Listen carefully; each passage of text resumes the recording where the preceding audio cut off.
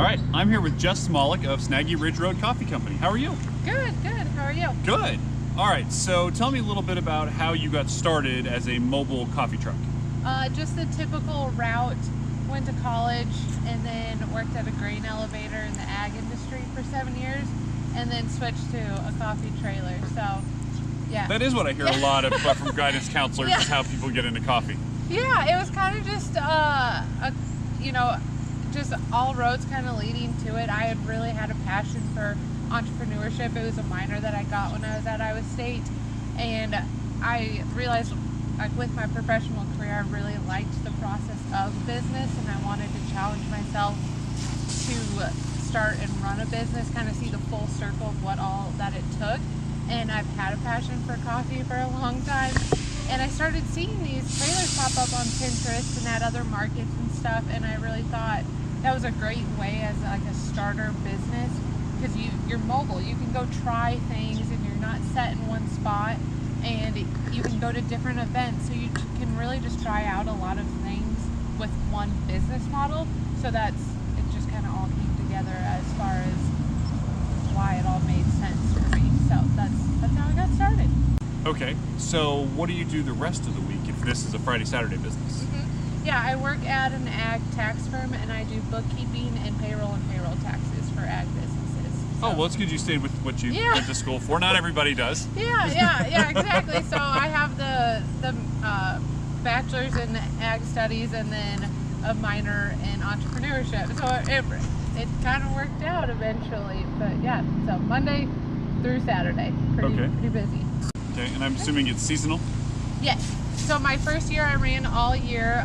The winter's just a little too unpredictable, and it's not much fun, pulling a trailer in the snow or trying to get up at 4 in the morning and decide, is this enough snow that I want to try to, go through today? So yes, it will just be seasonal, but that works really well with my other job, so it works out good.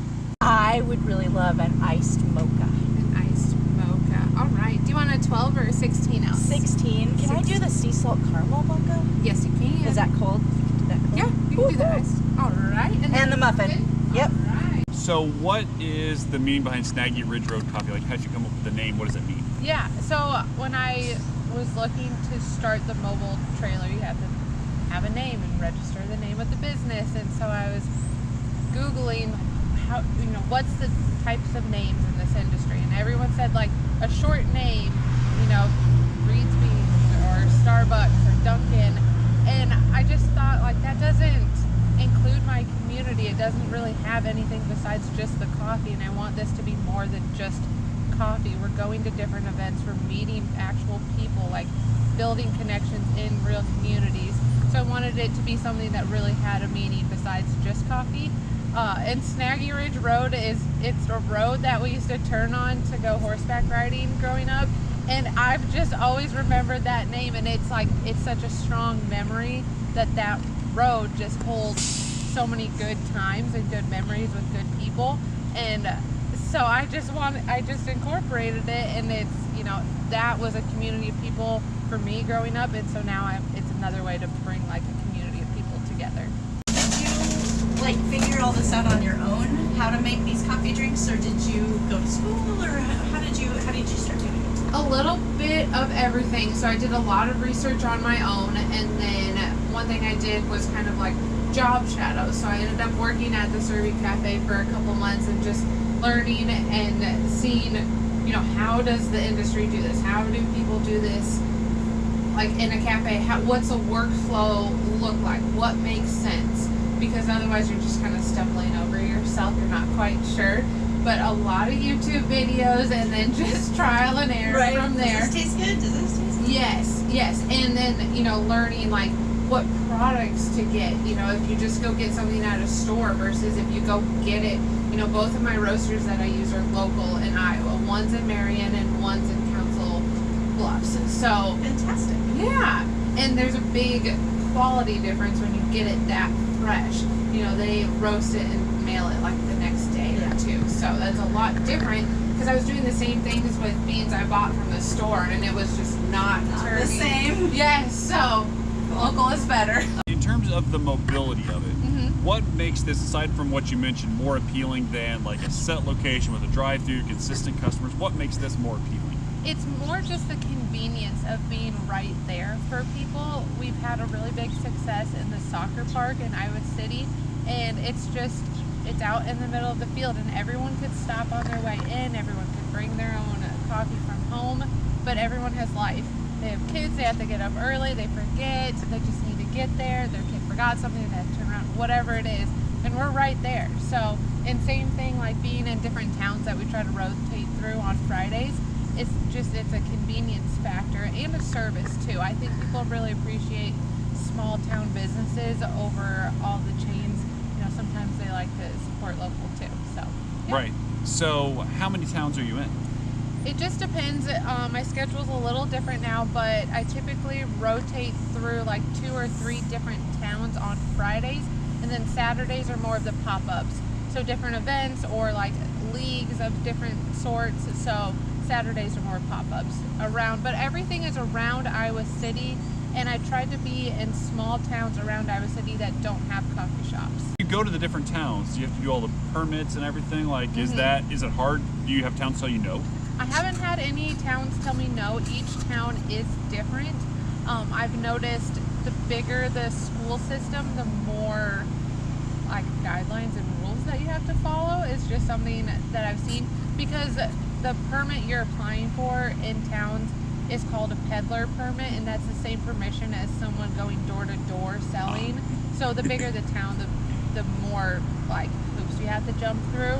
But everyone's been very welcoming and very inviting and very helpful if I have any questions on things, on like the permits or registration or anything like that. So yes, small towns are definitely wanting businesses to come in, and this is nice because I'm just popping up. You know, I'm in town for a day. It's like a special thing for the day, and so yeah, they're very welcoming to it. All right, well, I'm gonna make you a latte. Yes, right? we're gonna start with pulling a shot of espresso. Into the cup. No, we'll just do it into a little beaker because we want to aim for like 2 ounces. Okay. In 25 seconds. Okay. So you always pull it out and just make sure it's clean, and then you'll put it in here and pull the lever Okay. until it's kind of like a little mountain. Okay. And we might have to turn this on, but Okay. I'll let you take over. So this is the lever I'm pulling. Yep. And it's gonna come out under there. Yes. So you can just pull it and you'll see. So you can do that a couple times. And we'll see. We might have to. Oh, I see. Okay. Yeah. Yeah, we're very manual. We might have to run here. I'm going to run it for a little bit. Okay.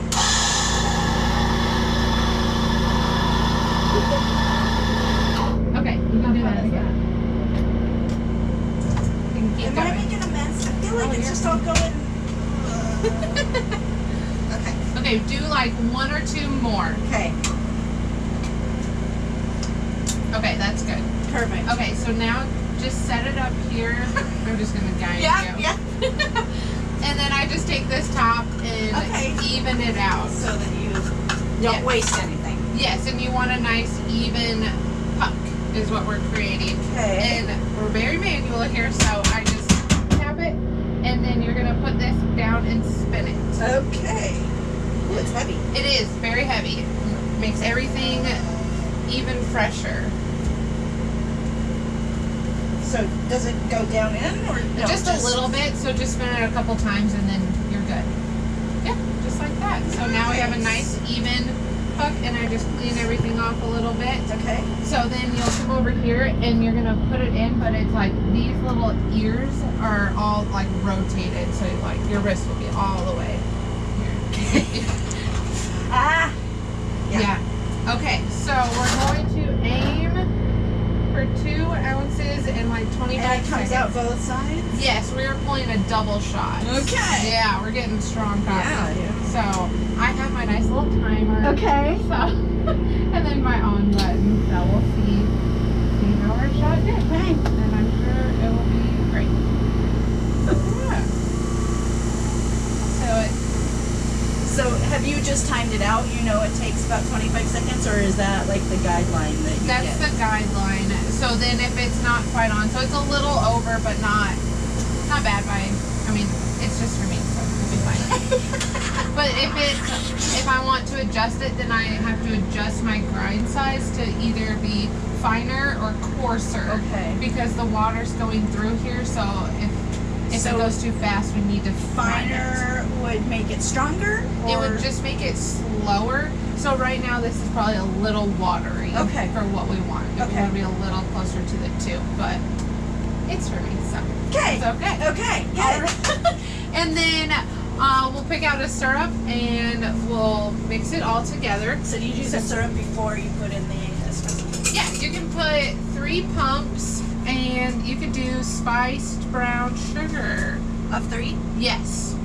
3 for the baked drinks. Okay. Yeah. Okay, and then you take that back and you can go back over there. I'm going to get milk. This is the way I like to do it is cool down my espresso before I pour it in. You pour it in the ice? I don't like my ice melting a lot. I don't really want like water to be part of my drink. Sure. So this is just how I do it. Everyone can do it differently, but I kind of know that if I do this, I just need a little splash, and then you can just mix it up to get all the syrup at the bottom, and then we're good to go. Oh!